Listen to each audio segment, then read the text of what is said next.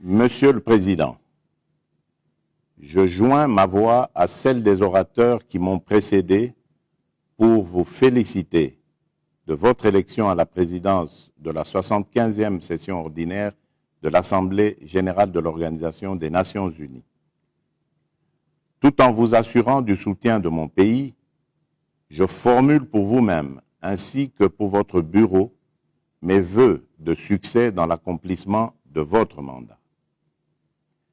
Je voudrais également saluer le travail remarquable accompli par l'ambassadeur Tidjani Mohamed Bandé, votre prédécesseur, lequel, malgré un environnement difficile, a pu, avec doigté, mener jusqu'à son terme l'examen des dossiers aussi complexes que variés. Je tiens à réitérer la confiance de mon pays dans l'action et les efforts que le secrétaire général, M. Antonio Guterres, déploie depuis son avènement à la tête de notre organisation. Monsieur le Président, nous tenons cette 75e session de l'Assemblée générale dans un contexte exceptionnel et particulièrement difficile, marqué par la maladie à coronavirus, une pandémie qui a causé d'innombrables pertes en vies humaines, a perturbé nos économies et a freiné la réalisation de nos efforts pour réduire la pauvreté, maintenir la paix et la sécurité internationale, garantir la justice et les droits humains, favoriser le progrès social tout en protégeant l'environnement. Face à cette menace mondiale, chaque pays a su montrer une forte capacité de résilience et trouver en son fort intérieur les manières les plus inventives pour sensibiliser et protéger sa population, tout en coopérant avec le reste du monde, soit pour tirer les leçons de l'expérience des autres, soit pour partager avec eux des progrès réalisés dans son propre pays par rapport à cette maladie. Dès la détection du premier cas de Covid-19 à Kinshasa le 10 mars 2020, mon gouvernement a immédiatement pris des mesures rapides et décisives pour contenir la propagation du virus. Et au regard de la gravité et la nature hautement contagieuse et mortelle de la pandémie, j'ai décrété l'état d'urgence sanitaire sur l'ensemble du territoire national après avoir créé une task force présidentielle et une cellule multisectorielle de riposte contre la Covid-19. Nous avons ainsi réussi à capitaliser les acquis de la gestion de l'épidémie d'Ebola pour améliorer nos capacités de riposte face à la pandémie de Covid-19 qui se chevauchait. Dans cette dynamique, le gouvernement a mis en place un comité multisectoriel et un secrétariat technique qui a élaboré un plan structuré de la riposte contre la Covid-19. Afin de relever les défis variés et complexes qui ont été entraînés par la pandémie dans les secteurs de la santé, de l'économie et de la sécurité, j'avais instruit ma task force ainsi que le gouvernement de travailler en étroite collaboration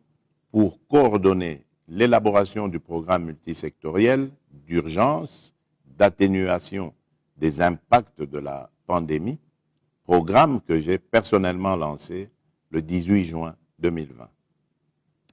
Je saisis cette opportunité pour exprimer toute ma gratitude pour l'assistance apportée à mon pays par les partenaires en ce moment particulièrement difficile et de solliciter de nouveau leur soutien aux efforts et aux mesures coordonnées prises à ce jour par mon gouvernement pour lutter contre la Covid-19 et au-delà. C'est ainsi que mon pays, la République démocratique du Congo, a pu réduire le taux de létalité de la pandémie de 10% dans les premiers jours à moins de 2,5% actuellement. La coordination multilatérale cohérente assurée par l'ONU en général et l'Organisation mondiale de la santé en particulier a notamment réussi à garantir une solidarité internationale véritable efficiente et efficace et a permis de promouvoir une plus grande interaction avec les partenaires au développement et les institutions financières et économiques internationales en vue de mobiliser les ressources nécessaires à la lutte contre la pandémie, ainsi qu'à aider les pays en développement à renforcer leurs systèmes de santé nationaux. La pandémie nous a montré qu'il n'existe qu'une planète, qu'une santé, et que nos sorts sont liés. Pour la République démocratique du Congo, afin d'aider les pays en développement à sortir effectivement de la crise et à mieux assurer l'après-Covid-19, les efforts de la communauté internationale devraient inclure l'annulation et autres allègements du fardeau de la dette afin de leur permettre de mieux se reconstruire. Nous saluons les efforts et les mesures prises par le G20 et les institutions financières internationales en reportant les délais de paiement de la dette et les invitons à prendre d'autres décisions en vue de son annulation totale. Toutes ces mesures de soutien ou le financement supplémentaire des pays en développement ne devraient être liées à aucune conditionnalité et ne devraient pas non plus imposer d'entreprendre certaines réformes de politiques économiques telles que des mesures d'austérité. Aussi, je lance un appel à la communauté internationale à renforcer la solidarité internationale, les efforts conjoints, la coopération multilatérale et le partenariat avec tous les pays en développement, y compris dans le domaine du renforcement des capacités et de l'assistance technique pour combattre et arrêter une maladie qui est notre ennemi commun et démontrer notre capacité à travailler ensemble dans la solidarité. Je reconnais par conséquent le rôle de premier plan des Nations Unies dans ces efforts, y compris l'Organisation mondiale de la santé. C'est la leçon principale que la Covid-19 nous a tragiquement administrée. Une véritable profession de foi en faveur du multilatéralisme au regard du niveau de la coopération internationale dans la lutte contre cette pandémie. Monsieur le Président,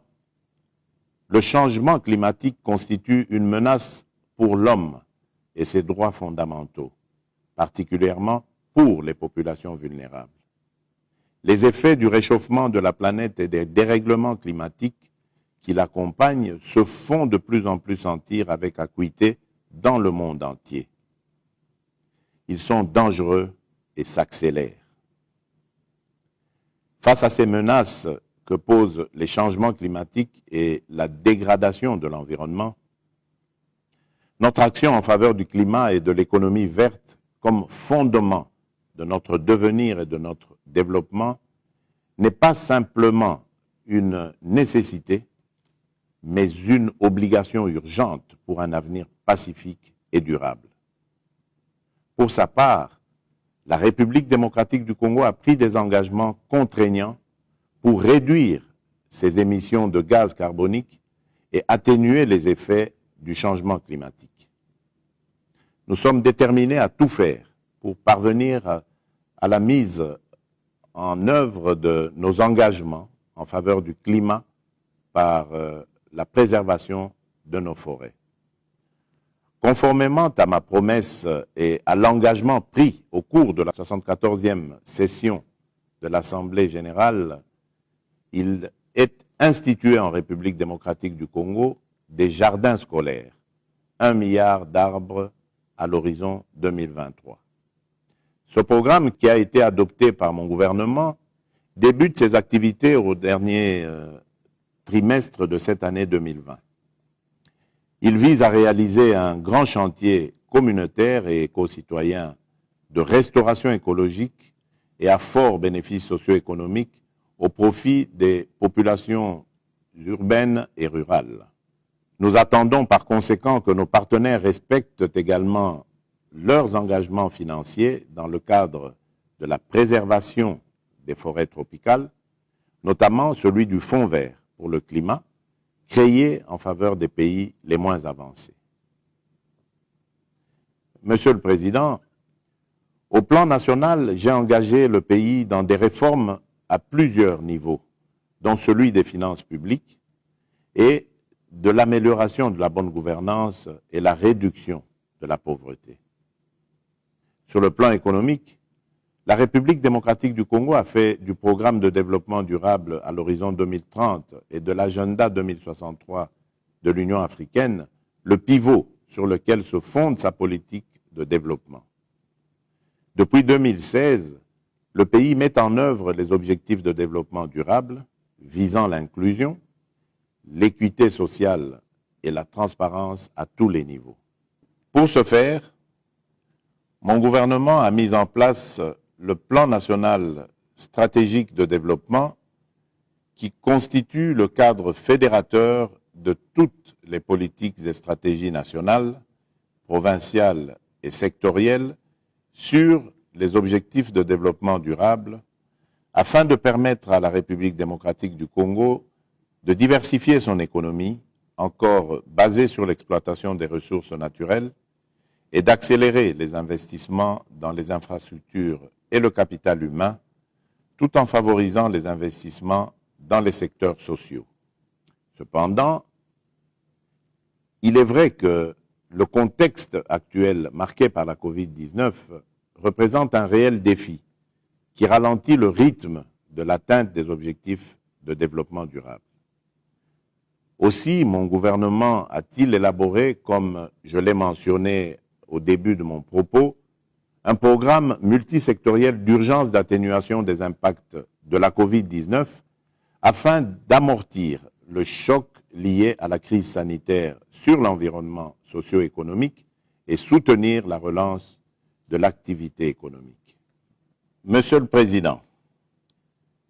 la situation sécuritaire qui prévaut dans la partie orientale du pays demeure préoccupante. La paix n'y est pas encore totalement retrouvée. Certains éléments résiduels des groupes armés, aussi bien nationaux qu'étrangers, y sont encore actifs et continuent à semer la mort et la désolation. Ils s'attaquent non seulement aux éléments de nos forces armées, mais aussi aux soldats de la paix de la MONUSCO qui nous assurent de leur appui logistique ainsi qu'à la population civile. Tout cela dans le but de saper les efforts déployés par le gouvernement pour la stabilité de la République démocratique du Congo et de la région. Ces groupes armés pratiquent une guerre non conventionnelle et asymétrique. Ils agissent en totale méconnaissance de la valeur humaine et commettent des exactions et des violations massives des droits humains, notamment par des viols et des massacres à répétition des populations civiles dans les coins isolés de certains territoires bien connus de l'Est du pays, à l'instar de la région de Beni et ses environs, de Djougou en Ituri et de Rutshuru. Le constat établi démontre d'une manière générale que ces groupes armés disposent des moyens qui leur permettent de poursuivre leurs activités. Ces moyens proviennent souvent de l'exploitation illicite des ressources naturelles écoulées en dehors de la République démocratique du Congo, à travers des réseaux bien établis et sans aucun doute avec l'aide de certains souteneurs. Nous ne pouvons pas en effet arriver à neutraliser les groupes armés sans éradiquer leurs sources d'approvisionnement et d'appui que sont ces réseaux et autres souteneurs. Je lance un appel à la communauté internationale afin que des sanctions appropriées, ciblées et efficaces leur soient appliquées. Monsieur le Président, c'est dans ce contexte général que s'inscrivent la revue et le dialogue stratégique pour la transformation de la présence onusienne en République démocratique du Congo. en attendant que nous puissions nous convenir sur les contours définitifs de l'avenir de la MONUSCO sur le territoire national, le vœu de la République démocratique du Congo est de voir pendant cette période de préparation à la sortie le renforcement de la collaboration sur le terrain au sein des unités de la MONUSCO et avec les FARDC afin que la puissance de feu attendue pour protéger la population et restaurer la paix, la sécurité et l'autorité complète de l'État sur toute l'étendue du territoire national, y compris dans les localités où la présence des groupes armés est encore visible, soit effective. Ma détermination est de redonner le plus tôt possible le sourire aux populations de l'Est de mon pays qui vivent dans l'insécurité depuis plus de 2 décennies. Pour ce faire, la République démocratique du Congo s'inscrit en faveur du principe d'accroître la capacité opérationnelle de la brigade d'intervention, notamment en la dotant d'unités spéciales adaptées à la guerre asymétrique que nous imposent les groupes armés à l'est du pays. Monsieur le Président, l'agenda en faveur de l'amélioration de la situation des droits de l'homme en République démocratique du Congo fait partie des priorités de mon gouvernement qui, depuis mon investiture,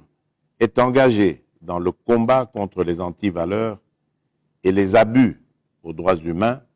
notamment par la lutte contre l'impunité et les violences sexuelles, l'accès à la justice par les victimes, l'amélioration des conditions carcérales, la résolution des violences intercommunautaires, notamment par la création et la mise en place des mécanismes de justice transitionnelle. Toujours dans la quête de l'amélioration de la situation des droits humains et de la justice sociale en République démocratique du Congo,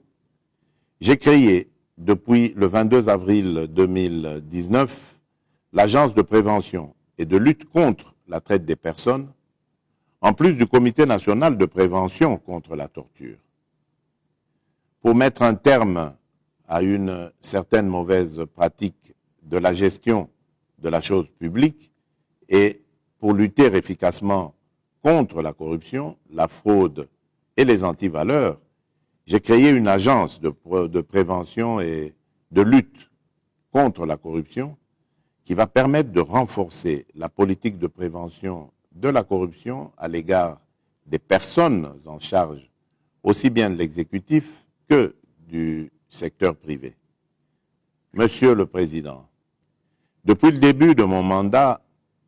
je ne cesse d'accentuer les efforts de mon gouvernement en faveur de la promotion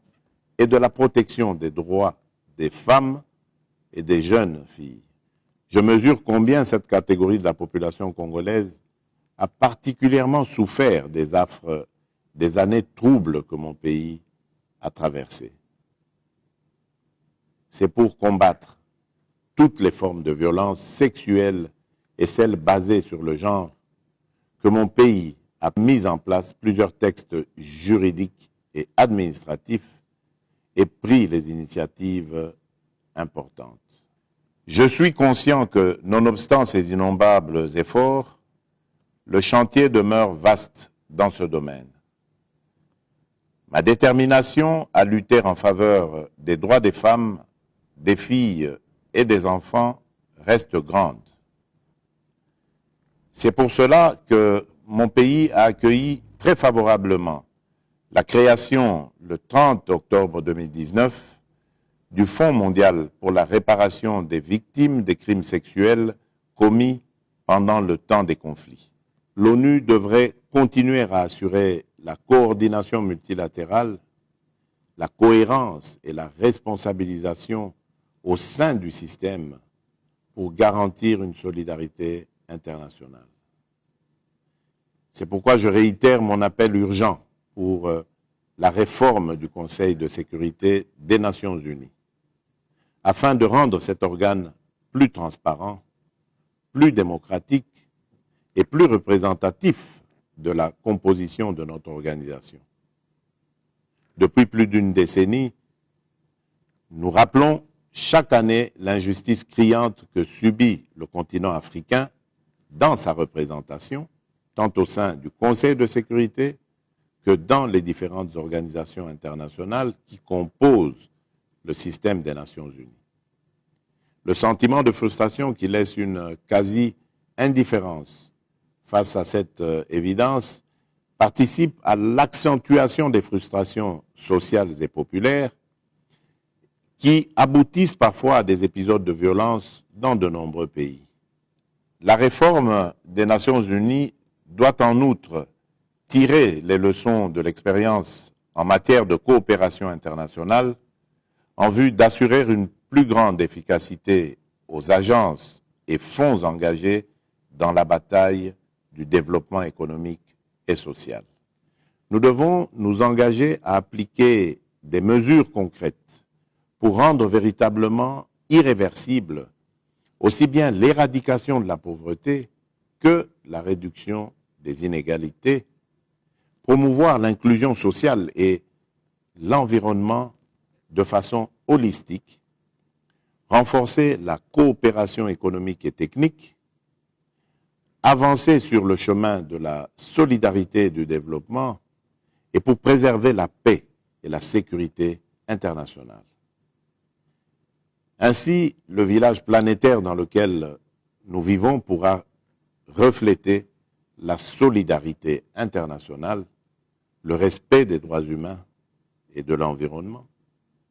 ces valeurs qui nous caractérisent. Je vous remercie.